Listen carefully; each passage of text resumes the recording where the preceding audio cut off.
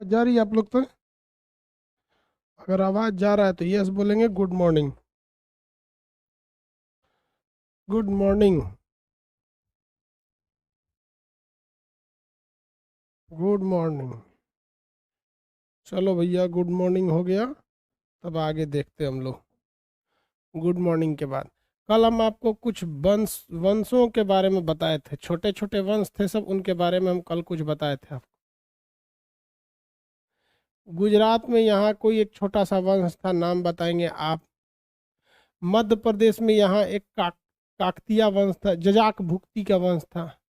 यहाँ पे पूर्वी गंग वंश था। यहाँ गौड़ शासक थे सब। शशांक था एक ठो गौड़ में सबसे फेमस। यहाँ पे आपका काकतीय वंश कहिए या चंदेल वंश कहिए। यहाँ पे पूर्वी गंग वंश था। पूर्वी भाग में गंग वंश था। बताइए गुजरात में कौन सा वंश था, बताइए तो। गुजरात के पास कौन सा वंश था? गुजरात के पास कौन सा वंश था? इतना ब्लैक क्यों है? लाइट नहीं जलाए हैं यार, ब्लैक इसलिए है। लाइट जलाने से पहले तो सोचा चश्मा पहनना पड़ेगा, नहीं तो आँखिए भड़क जाएगा। कौन सा वंश था बहू? नन्हूक। चंदेल वंश के संस्थापक थे ना। गुजरात में उस समय कौन सा वंश था? नहीं बताएंगे, छोड़ देंगे हम।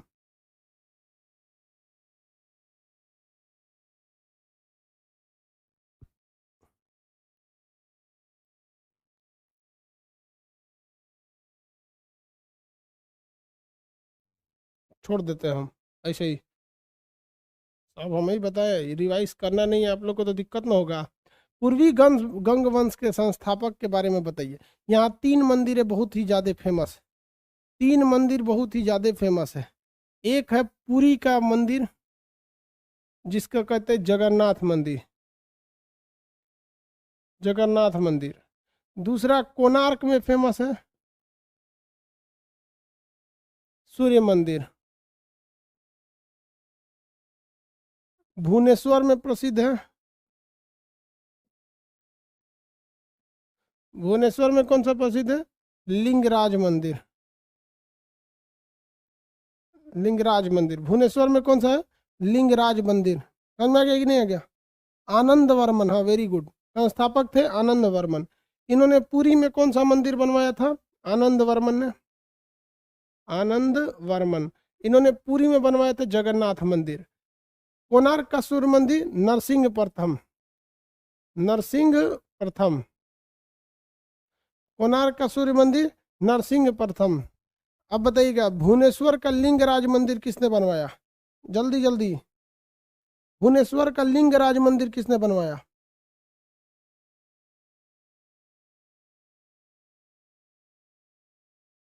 हाँ बस उसमें प्रथम की जगह देव लगा दीजिए, नरसिंह देव।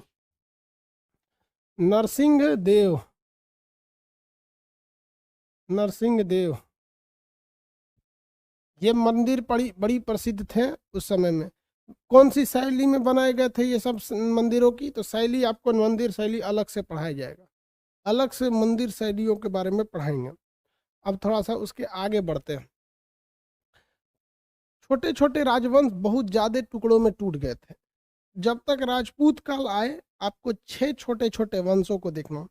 इसमें एक कश्मीर हो जाएगा और कुछ साउथ के एरिया हो जाएंगे। देखिए बाबू ध्यान से, छोटे छोटे राजवंशों में कुछ खास पढ़ना नहीं है, लेकिन छोटा छोटा क्वेश्चन उसमें पूछ देता है। एक तेलंगाना के पास वारंगल पूछ देगा। उसके बाद आपका होयसल वंश पूछ देगा, यादव वंश पूछ देगा। ये सब छोटा छोटा होता है। तो यहाँ हो गया तेलंगाना। तेलंगाना था, अभी तो तेलंगाना एक अलग राज्य बना 2014 में। उस समय तेलंगाना में की राजधानी वारंगल हुआ करती थी। उस समय तेलंगाना की राजधानी वारंगल हुआ करती थी। तेलंगाना की राजधानी उस समय वारंगल थी। और ये उस समय तेलंगाना जो था काफ़ी धनी मनी राज्यों में इसकी गिनती होती थी। तेलंगाना में, तेलंगाना की गिनती बहुत बेहतरीन धनी मनी राज्य में होती थी। तो यहाँ हम लिख देते हैं तेलंगाना। तेलंगाना उस समय राजधानी क्या थी भैया इसकी? वारंगल थी। तेलंगाना की राजधानी थी वारंगल। तेलंगाना। नक्शा में भी वारंगल पढ़ा दिए हैं। राजधानी वारंगल, वारंगल थी। यहाँ वंश कौन सा था? काकतिया, काकतिया वंश, वंश था भैया काकतिया वंश। राज्य थी तेलंगाना। इस वंश के प्रथम संस्थापक बीटा प्रथम थे। कौन थे भैया? बीटा प्रथम, बीटा प्रथम। बीटा प्रथम के समय इस राज्य में इस वंश की स्थापना हुई, काकतिया वंश, जो तेलंगाना में था। प्रारंभिक राजधानी इसकी वारंगल नहीं थी। इसके शासक आए रुद्र प्रथम, रुद्र प्रथम। इन्होंने राजधानी किसे बना दिया? वारंगल को बना दिया, वारंगल को बना दिया। इनके समय में तेलंगाना जो राज्य था वो काफी धनी मनी था, मतलब पैसा वैसा ज्यादा था। इस वंश के एक राजा थे जिनका नाम था प्रताप रुद्र देव। इससे पहले वाले रुद्र प्रथम हो गए, इधर हो गए प्रताप,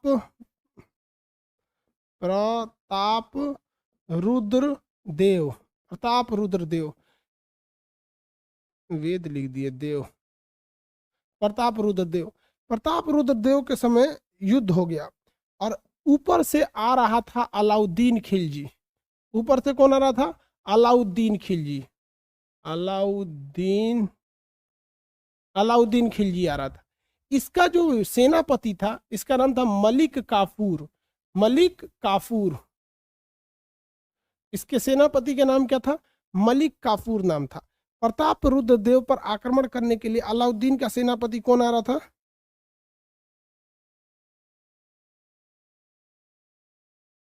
सेनापति का नाम बताइए। मलिक काफूर। देखिए अलाउद्दीन जो था खुद कभी युद्ध लड़ने नहीं जाता था। अगर आप चित्तौड़ के युद्ध को छोड़ दीजिए, चित्तौड़ के युद्ध को छोड़ दीजिए, तो राजा बनने के बाद अलाउद्दीन जो है अपने सेनापतियों को भेजता था, खुद नहीं जाता था बल्कि अपने सेनापतियों को भेजता था, जिसमें सबसे महत्वपूर्ण सेनापति उसका मलिक काफूर था, जिसे 1000 रुपए में खरीदा गया था, हिजड़ा था ये, तो इसे भेजा गया। तो प्रताप रुद्र देव जो थे वो अलाउद्दीन खिलजी के सेनापति, किससे लड़ना चाहिए? मलिक काफूर से लड़ना चाहिए, किंतु इन्होंने मलिक काफूर से लड़ाई ही नहीं किया, बल्कि मलिक काफूर के आक्रमण से पहले ही उसकी अधीनता स्वीकार कर लिया। और क्या किया? उसको अपना सबसे प्रसिद्ध हीरा, भारत का जो सबसे प्रसिद्ध हीरा है कोहिनूर हीरा, वो यहीं से इसको दिया गया। तो इसने लड़ने से पहले ही अपनी एक सोने की मूर्ति बनाई। कौन? प्रताप रुद्र, सोना की मूर्ति बनाया, अपना सोने की मूर्ति बनाए और उस मूर्ति को जंजीर से लपेट दिया। इतना बड़ा मूर्ति बनाया अपना और सोने का मूर्ति बनवाया खुद का और उसको जंजीर से लपेट दिया, जो इस बात का संकेत था कि हम आपकी अधीनता स्वीकार करते हैं। और मलिक काफूर को बहुत सारी मात्रा में धन दौलत दिया और साथ में यहाँ पर कोहिनूर हीरा दिया, कोहिनूर हीरा दिया, कोहिनूर हीरा दे दिया यहाँ पर। उसके बाद अधीनता जब स्वीकार कर लिया, तो जब अधीनता स्वीकार कर ही लेंगे तो आपको युद्ध में मारा नहीं जाएगा, आपके साम्राज्य पर इसका अधिकार हो गया।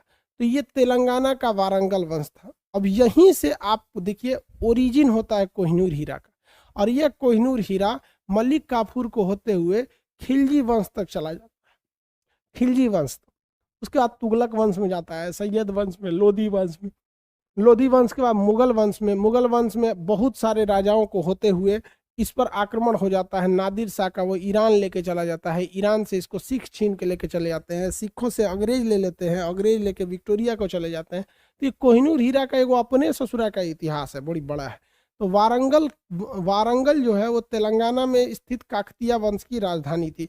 इस वंश के संस्थापक बीटा प्रथम, इस वंश के राजा रुद्र प्रथम ने राजधानी वारंगल को बनाया था। इस वंश के शासक प्रताप रुद्रदेव ने क्या हमला, इन्होंने अलाउद्दीन से युद्ध लड़ा था? नहीं लड़ा था, अधीनता ऐसे ही स्वीकार कर लिया। किसी को कोई दिक्कत?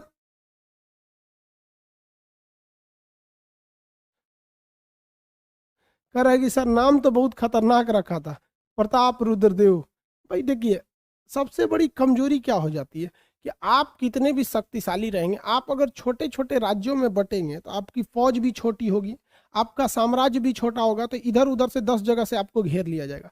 फिर आप बहादुर होने के बावजूद भी आपके पास जीत बहुत कम होगी। आप अगर देखिए राणा प्रताप को या पृथ्वीराज चौहान को, क्या ये लोग बहादुर नहीं थे? क्या इनके पास नीतियां नहीं थी? सब कुछ था, किंतु साम्राज्य बहुत छोटा था। साम्राज्य छोटा होने की वजह से ना ही सेना बड़ी हो पाई, ना ही हथियार एडवांस हो पाए, ना ही पैसे के मामले में हो पाया। तो युद्ध में बहुत ज़्यादा चीज़ों की ज़रूरत है। अगर साम्राज्य बड़ा रहेगा, अब जैसे चाइना को देखिए ना, कितना ओर से घेरिएगा चाइना को, इतना बड़ा है। और सिंगापुर इतनी चुकी है, सोचो किधरों से घेरेंगे, घेराएगा कौन चीज, इतनी समय चल जाएगा। तो साम्राज्य भी मायने रखता है। इतना समझ में आ गया। अब इसके बाद हम देखते हैं यादव वंश। कौन सा वंश? यादव वंश। ये हो गया वारंगल का काकतीय वंश। इसके बाद हमको देखना है यादव वंश, दूसरा नंबर वंश यादव वंश। ये महाराष्ट्र के दक्षिणी भाग में था,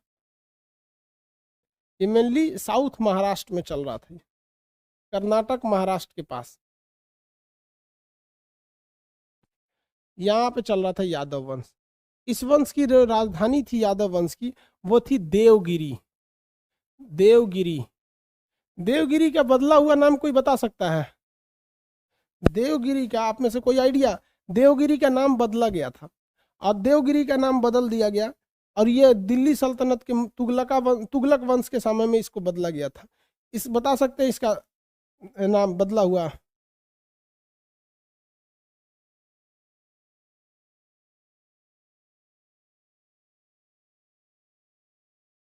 नहीं बता सकते? अरे यार बताओ, सोचो सोचो। Daulatabad, very good. सोच रहा पागल था मोहम्मद बिन तुगलक, दौलताबाद लेके चला है। देखिए इस वंश, ये जो वंश थे यादव वंश, इसके संस्थापक भिल्लम नाम थे, भिल्लम पंचम, भिल्लम पांच थे, भिल्लम पांच। इस वंश के अगला शासक रामचंद्र देव। देखिए रामचंद्र देव, इससे पहले एक और था, प्रताप रुद्र देव था। हम उसकी बात नहीं कर रहे, हम बात कर रहे हैं किसकी? रामचंद्र देव की। नमवा में कंफ्यूज मत हो जाइएगा, उधर प्रताप रुद्र देव है, इधर रामचंद्र देव है। रामचंद्र देव, दोनों का नाम खतरनाक। इसका भी युद्ध हुआ, किसके साथ हुआ? मलिक काफूर के साथ। अलाउद्दीन ने हराने के लिए किसे भेजा? मलिक काफूर को। नो डाउट सोच रहा मलिक काफूर बड़ी खतरनाक सेनापति था, इसमें कोई डाउट नहीं, बहुत ही निर्दयी था। उसको केवल अपनी जीत दिखती थी, मान मर्यादा उसूल कुछ नहीं दिखता था, ससुरा काट कूट के रद्द कर देता था। तो इसके समय युद्ध हुआ, तो मलिक काफूर ने कहा, किससे कहा? रामचंद्र देव से, मलिक काफूर, कि आप हमारी अधीनता स्वीकार कर लीजिए। मलिक काफूर ने क्या कहा? आप हमारी अधीनता को स्वीकार कर लीजिए। देखिए हम लोग अभी नीचे आपके जो साउथ में है वारंगल, इन्होंने अभी अपनी अधीनता स्वीकार कर ली है, आप भी अपनी अधीनता स्वीकार कर लिए। रामचंद्र देव ने कहा कि ना भैया, हम अधीनता स्वीकार नहीं करेंगे, मृत्यु स्वीकार है, युद्ध करेंगे। और युद्ध किए इतना बेहतरीन ढंग से। लेकिन हम आपको फिर बता रहे हैं, अगर आपका साम्राज्य छोटा रहेगा, और उस वक्त की लड़ाई घोड़े पे चढ़ के होती थी, उस समय थोड़ी ना राफेल मिग 21 मिग जहाज और सुखोई थे, सब अपाची हेलीकॉप्टर लेके चढ़ जाओ, ऐसा नहीं ना था, घोड़े से लड़ाई होती थी। तो साम्राज्य छोटा होने की वजह से ये चारों ओर से घिर गए थे, और घिरने के बावजूद इन्होंने मलिक काफूर की अधीनता को स्वीकार नहीं किया। लेकिन भले पराजित हो गए तो क्या हुए, लेकिन मलिक काफूर की अधीनता को स्वीकार नहीं किए। इसमें ये क्या हो गए भैया? पराजित, पराजित हो गए। मलिक काफूर ने इन्हें पराजित कर दिया। लेकिन मलिक काफूर जब पकड़ के लाए इनको, तो मलिक काफूर को लगा कि डरे कांपेगा कि भैया हम हार हो गए। कि प्रताप रामचंद्र देव थोड़ा भी नहीं डरा मलिक काफूर से, एकदम डट के खड़ा रहा। मलिक काफूर ने बोला कि भाई काट उठ दिया जाए, सर काट दे। कहा कि भाई तुम जीते हो, युद्ध तुम जीते हो, तुम्हारा जो मन करो, युद्ध में हमारी सेना उतनी बड़ी नहीं, साम्राज्य उतना बड़ा नहीं। तो यह संदेश मलिक काफूर ने अलाउद्दीन खिलजी को दिया। इसे जरा कज ने कौन राजा हार गया, तब वो डट के खड़ा है, देख रहे हैं करा, मन करता है करा कि हम इतना काटे जिसका कोई हद नहीं। अलाउद्दीन खिलजी ने कहा कुछ नहीं करो, उसको ससम्मान लौटा दिया जाए, उसको एक छोटे से जगह पे क्षेत्र दे दिया जाए। तो इन्हें एक जागीरदार बना दिया गया। इनकी बहादुरी को देख के अलाउद्दीन खिलजी ने इन्हें एक जागीरदार, एक छोटा सा एरिया दे दिया। कहा कि आप यहाँ के हमेशा के लिए शासक रहेंगे। यहाँ पर देवगिरी के पास इन्होंने दे दिया, कहा कि यहाँ आपको नहीं छेड़ा जाएगा। लेकिन भैया अलाउद्दीन खिलजी कह रहा है कि हमारा भी अपना शौक है कि पूरा बड़का राजा बनेंगे यहाँ पर। तो बहुत बहादुरी से लड़े थे, और बाद में धीरे धीरे इस साम्राज्य पर किसका अधिकार हो गया? अलाउद्दीन खिलजी ने दिल्ली सल्तनत में इसे मिला लिया। समझ में आ रहा है कि नहीं आ रहा? क्या बोल रहे हैं बाबू?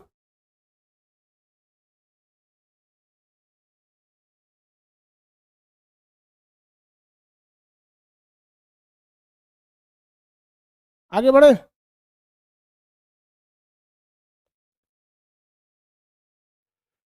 कोई दिक्कत? जागीरदार का मतलब क्या होता है? जागीरदार माने आप उस गांव, वो गांव आपको दे दिया जाएगा। जागीरदार का मतलब वो गांव आपको दे दिया जाएगा, और उस गांव का एक तरह से समझिए कि सारा प्रशासन प्रशासन आपके पास रहेगा, लेकिन बहुत बड़ा एरिया नहीं रहेगा। एक जिला बराबर साम्राज्य सबके दे दिया जाएगा, उसी को कहा जाता था जागीरदार। वहां पर आप पावर में रहेंगे। यहाँ पर ये हो गया आपका कौन सा वंश? यादव वंश। कौन सा वंश भाई? यादव वंश। इन यादवों के ही सामंत थे, जो थोड़ा सा दक्षिण भारत में। सामंत का मतलब बताइए तो भाई। हम बताए थे आपको सामंत का मतलब। इन यादवों के सामंत। सामंत का मतलब बताइए फटाफट। सामंत का मतलब, सामंत का मतलब क्या था?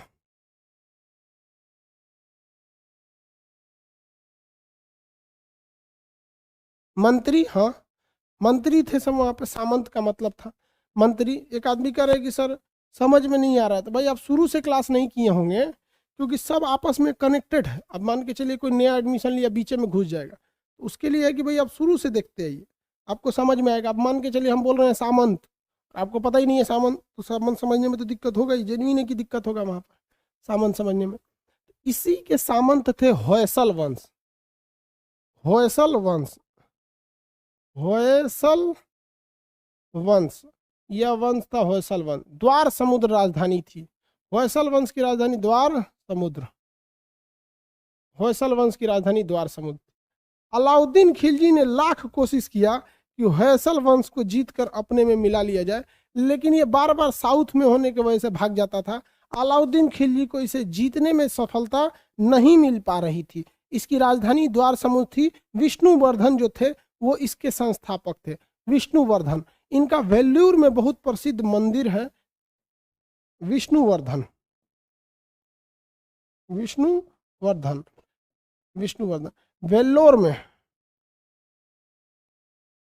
वेल्लोर में इनका प्रसिद्ध मंदिर है। आप वेल्लोर के मंदिर का नाम बता सकते हैं? ये कई बार पूछा है।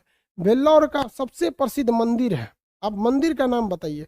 चेन्ना केशव मंदिर। वेल्लोर का सबसे प्रसिद्ध मंदिर का नाम क्या है? चेन्ना केशव मंदिर। चेन्ना केशव मंदिर। चेन्ना केशव मंदिर। चेन्ना केशव मंदिर, यह वेल्लूर का सबसे प्रसिद्ध मंदिर है। चेन्ना केशव मंदिर, समझ में आ गया? चेन्ना केशव मंदिर। आगे बढ़े। होयसल वंश की राजधानी थी द्वार समुद्र। इस पर अलाउद्दीन खिलजी ने मलिक काफूर को भेजकर आक्रमण कराया था। इसके अधिकांश भाग को यह जीत लिया था, लेकिन कभी भी इसको पूरी तरह से पराजित करने का मौका नहीं मिला, क्योंकि ये दक्षिण का एक एरिया था। हालांकि धीरे धीरे होयसल वंश भी समाप्त हो गया था। धीरे धीरे होयसल वंश भी समाप्त हो गया था। इधर वाला कौन सा वंश भैया? वारंगल, काकतिया वंश। काकतिया वंश की राजधानी वारंगल। चलिए फटाफट अब एक बार रिवाइज कराते हैं तीनों वंश के बारे में।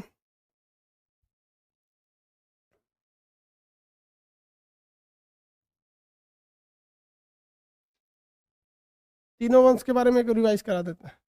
यहाँ पर हम आपको बता, के फॉर काकतिया वंश। काकतिया वंश के संस्थापक अगर पूछेगा तो बीटा प्रथम। काकतिया वंश के संस्थापक बीटा प्रथम। दूसरा शासक रुद्र प्रथम। तीसरा शासक प्रताप रुद्रदेव। प्रताप रुद्रदेव ने कोहिनूर हीरा मलिक काफूर को दे दिया और मलिक काफूर की अधीनता को स्वीकार कर लिया। बताइए काकतिया वंश की राजधानी क्या थी? वारंगल। काकतिया वंश की राजधानी वारंगल। काकतिया वंश का वह राजा जिसने अपनी राजधानी वारंगल को बनाया था। काकतिया वंश का वह राजा जिसने अपनी राजधानी वारंगल को बनाया था, फटाफट बताइए। काकतिया वंश का वह राजा जिसने अपनी राजधानी वारंगल को बनाया था। शुरुआत से ही तो राजधानी वारंगल थी नहीं। फटाफट।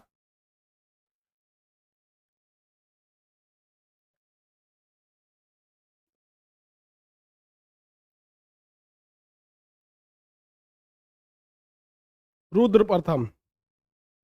रुद्र प्रथम। कलम किधर गया भैया? ये बताइएगा यहाँ पर, ये यादव वंश। यादव वंश के संस्थापक, यादव वंश के संस्थापक का नाम, यादव वंश के संस्थापक का नाम फटाफट बताएंगे। यादव वंश के संस्थापक का नाम।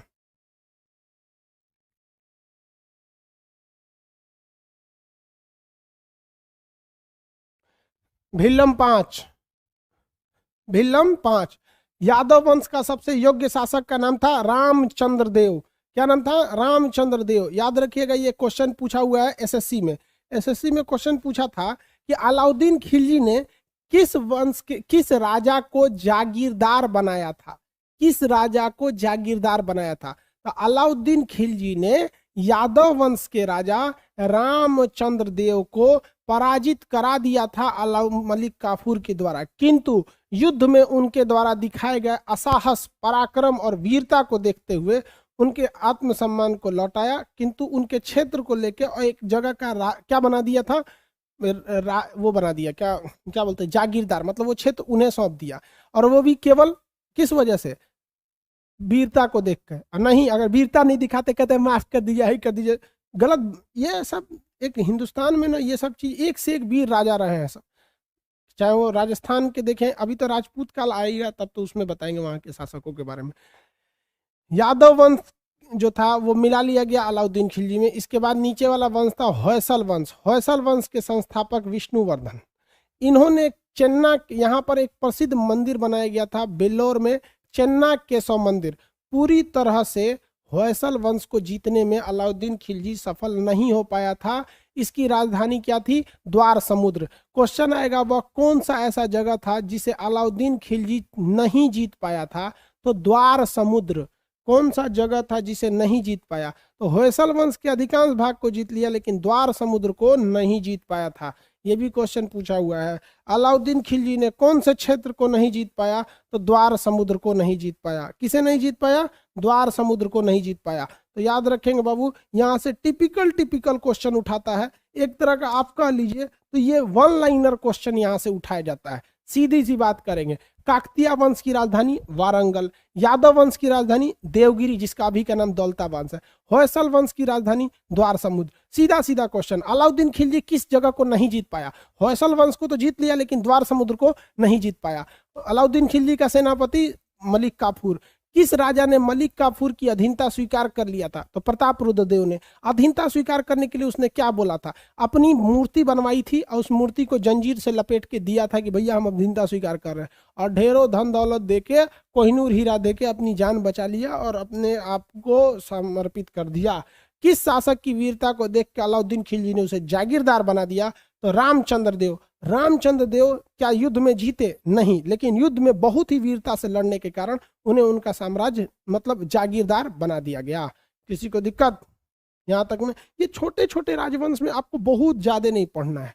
जैसे कैसे साउथ में था संगम काल वगैरह वगैरह, एक लंबा सिस्टम था। इसमें क्या था, ये लोग छोटे छोटे राजा हो गए, और यही कारण बन रहा है। देखिए, इतना छोटे छोटे साम्राज्य बन रहे हैं कि विदेशी आक्रांताओं को एक मौका मिल रहा है भारत में, यहाँ की राजनीति व्यवस्था को देखते हुए, ताकि वो यहाँ पर आक्रमण कर सके।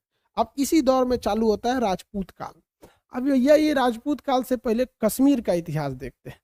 कश्मीर के इतिहास को देखने से पहले आपको पता होना चाहिए कि हमने आपको जब अशोक पढ़ा रहे थे तो आपको बताए थे कि अशोक ने श्रीनगर शहर की स्थापना किया और वहां के विद्रोह को दबा दिया, और यहाँ के विद्रोह को दबाने में अशोक सबसे खतरनाक साबित हुआ। अशोक द्वारा इस विद्रोह को दबाने की चर्चा, अर्थात कश्मीर का संपूर्ण इतिहास या कश्मीर की ज्यादातर जानकारी किस पुस्तक से मिलती है? कश्मीर की ज्यादातर जानकारी किस पुस्तक से मिलती है? फटाफट बताएंगे।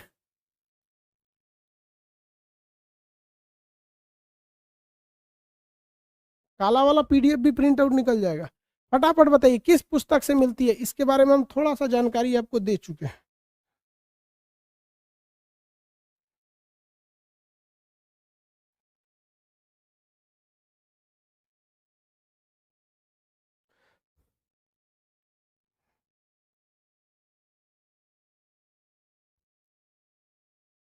कल्हन की रचना राजतरंगिणी। Very good. कल्हन नामक व्यक्ति की पुस्तक राजतरंगिणी से मिलती है। राजतरंगिणी से मिलती है। किससे मिलेगी भैया? राजतरंगिणी से मिलती है। कल्हन की पुस्तक राजतरंगिणी से मिलती है, कश्मीर के इतिहास के बारे में। ये जो कश्मीर का इतिहास है, इसमें पुस्तक हो गई कल्हन की पुस्तक राजतरंगिणी से, और इसमें मेनली तीन तीन राजवंशों की जानकारी मिलती है।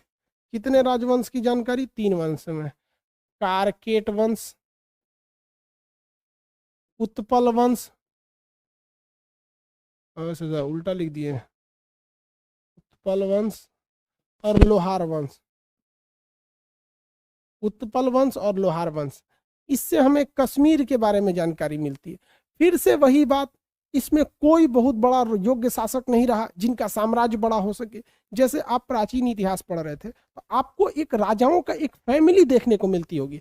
जैसे चंद, भले छोटा सा था बिंबिसार, जिसने किस वंश की स्थापना किया था, हर्यंक वंश की, लेकिन एक था ना बिंबिसार, अजात शत्रु, दुनिया भर के थे सब उसमें राजा, सब उदयन वगैरह वगैरह।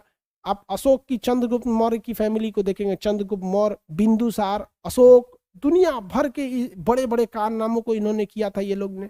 चाहे आप दक्षिण भारत के अंतिम पड़ाव में देखिएगा, हर्षवर्धन के साम्राज्य को किस तरह से प्रभाकर वर्धन के ने अपने पूरे साम्राज्य के लिए इतने बड़े क्षेत्र को कब्जा किया। चाहे वो शशांक को मारना हुआ, हर्षवर्धन के सिंहासन पर बैठना हो गया, बड़ा बड़ा काम को इन्होंने किया था। तो एक वो दौर था जहां पर राजाओं की फैमिली बड़ी थी, प्रतापी राजा थे सब। गुप्त वंश को देखिएगा तो भारत का स्वर्ण काल कहा जाता है गुप्त वंश। उस समय किसी चीज की कमी नहीं होती थी भारत में, चाहे वो शिक्षा हो, शास्त्र हो, युद्ध हो या फिर व्यापार हो, हर चीज पर कब्जा था। लेकिन जैसे जैसे हम लोग 8वीं, हर्षवर्धन की मृत्यु होती है 7वीं शताब्दी में, हर्षवर्धन की मृत्यु के बाद दो चीजें होती हैं। देखिए क्या होता है, पैरेलली दो चीजें होती है। यहाँ 6वीं से 7वीं शताब्दी में यहाँ हर्षवर्धन की मृत्यु हो जाती है, तो भारत छोटे छोटे टुकड़ों में बंटने लगता है। कोई बढ़िया शासक नहीं बच गए, जहां तहां छितरा उतरा के रह गए यहाँ पर। और सेम इसी समय अरब में इस्लाम का उदय हो रहा था। आपको ही पता है 622 ईस्वी के बाद इस्लाम का उदय होने लगा। वहां से अब ये लोग जो थे इस्लामिक, जो उस समय के वहां के राजा थे, इन सबों को अपना जो उस समय के अपना एरिया था, तो हर राजाओं को अपना अपना क्षेत्रफल विस्तार करना रहता है। तो ज्यादातर शुरुआती भाग में अरब वाले इसी साइड भागे थे सब। लेकिन इसमें मोहम्मद बिन कासिम, गजनबी, गौरी, बाबर, ये लोग, ये सब जो थे सब, ये सब इस कमजोर स्थिति का फायदा उठाकर इधर आने का प्रयास करने लगे थे सब। और 7वीं सदी में इधर हर्षवर्धन मरा, इधर भारत में पहला मुस्लिम आक्रमण हो गया। धीरे धीरे गजनवी, गौरी, ये हमारे साम्राज्य के पतन का न्योता था यहाँ पर। तो हम लोग पहले इसको देख लेते, उसके बाद राजपूत काल को देखते हैं। कलहन की पुस्तक राज्य तरंगिणी से 3 वंश की जानकारी मिलती है। कौन कौन वंश की जानकारी मिलेगी भैया? कारकेट वंश, उत्पल वंश, लोहार वंश। कारकेट वंश, उत्पल वंश और लोहार वंश। समझ में आ गया? राजेंद्र चोल से गलती हो गया था, सही करें पूरा हथियार लेता तो ज्यादा सही रहता हम लोग के ऊपर। मार सोच रहा इधर इंडोनेशिया ले तो गईबे किया था, लेते आया रहता इंडोनेशिया। हम लोग का चाइना से तब लड़ाई होता, चाइना कहता दक्षिणी चीन सागर मेरा है, हम लोग कहते सोच रहा हम लोग का है वो।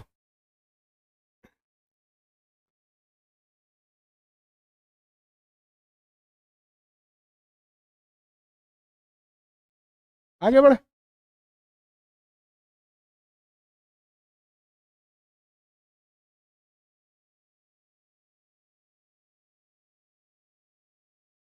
सर क्या उस समय तक इस्लाम धर्म को रोका जा सकता था?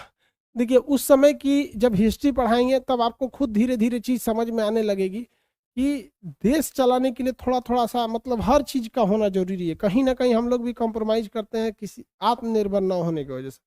अब ये जो कश्मीर का इतिहास है या फिर ये है, इसको अब हम कल पढ़ाएंगे, आज ज़्यादा मन नहीं है पढ़ाने का। हाँ सच बात, अखियाँ ज़्यादा लाल हो गया है, दिख रहा है, देखने में दिक्कत हो रहा है। आज इतना ही रहने देते हैं, ढेर जोर जार देंगे तो उतना बढ़िया से बोलेंगे नहीं, ना बढ़िया से बोलेंगे तो दिक्कत हो जाएगा। आज के लिए कम में भर, शाम में वाला क्लास, हाँ सर मैप वाला क्लास होगा। अभी थोड़ा सा कंटिन्यू बोल रहे, थोड़ा सा दिक्कत हो जाता है। मैप वाला क्लास होगा और शाम में भी अब मैप का क्लास और ज्योग्राफी का क्लास हो जाएगा, ठीक है, शाम में भी। अब इसको थोड़ा सा रहने देते हैं। एक्चुअली क्या है ना कि लिंकअप होता है, तो एक होता है ना कि एक तो तबीयत अंदर से एकदम हरिहर रहता है, तो तनी मार युद्ध, अरे युद्ध उद्ध के बाद बोलने के लिए मन में भी एगो युद्ध वाली भावना रहनी चाहिए। मार ओकरा तनी से होता है ना, तो ऐसा डाउन रहता है तो मजा नहीं आता है युद्ध वाला बात पढ़ाने में। डाउन रहता है तो नॉर्मल चीज पढ़ाओ, समझ में आता है। युद्ध में युद्ध जैसा भावना भी होना चाहिए, ठीक है। आसाम वाला भी क्लास लेंगे। अभी सारा क्लास चलेगा, थोड़ा थोड़ा कम, 10-10 मिनट सब में से काट लेंगे, चल जाएगा। शाम में भी क्लास होगा भाई।